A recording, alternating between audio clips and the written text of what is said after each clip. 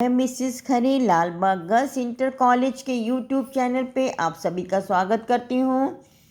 आज मैं क्लास 11 के लिए फिजिक्स सीरीज़ का पार्ट 48 लेके आई हूँ।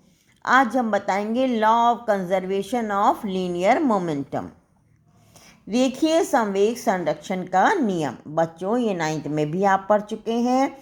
रेखीय संवेग बराबर होता है द्रव्यमान इंटू वेग। अब देखिए इसके संवेग संरक्षण का, रेखीय संवेग संरक्षण का नियम हम आपको बता रहे हैं। यदि किसी कणों के निकाय पर कार्यरत परिणामी बाह्य बल शून्य हो तो निकाय का रेखीय संवेग नियत रहता है। ये स्टेटमेंट हो गया रेखीय संवेग संरक्षण के नियम का। अब इसकी प्रूफ देखिए। यदि किसी कण अथवा कणों के निकाय पर कार्यरत परिणामी बाह्य बल F हो तो न्यूटन के सेकेंड नियम से आप जानते हैं F बराबर dp/dt। ये क्या है? dp/dt क्या है? रेखीय संवेग परिवर्तन की दर, यानी एकांक समय में रेखीय संवेग परिवर्तन बराबर F के, बाह्य बल के।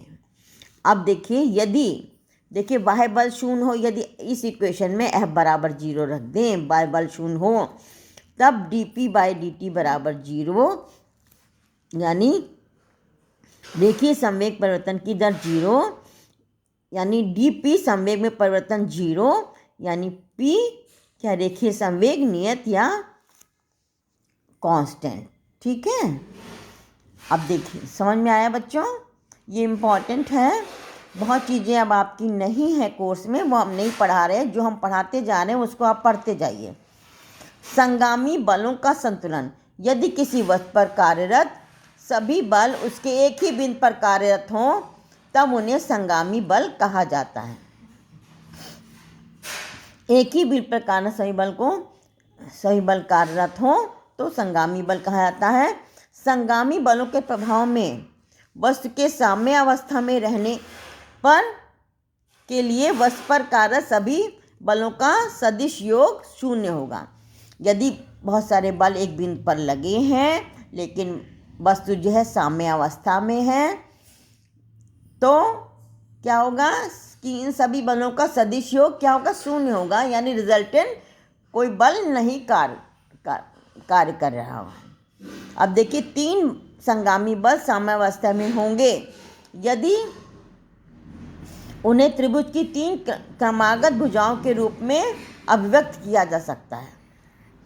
देखिए 3 बल जो हैं साम्यावस्था में होंगे, यदि साम्यावस्था में होंगे, जबकि इन तीनों बल को त्रिभुज की क्रमागत भुजाओं के द्वारा, देखिए ये ए बी यूँ आया, F1 ये, F2 ये और F3 ये, सब एक ही दिशा ऐसे क्रमागत भुजाओं द्वारा।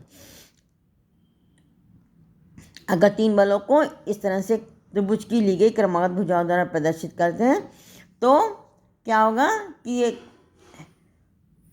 तो तीनों बल साम्य अवस्था में होंगे, यानी रिजल्टेंट इनका 0 होगा।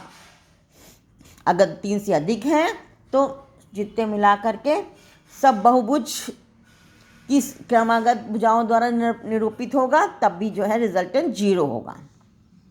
ठीक है, आज के लिए बस इतना ही। मिलते हैं नेक्स्ट पार्ट में।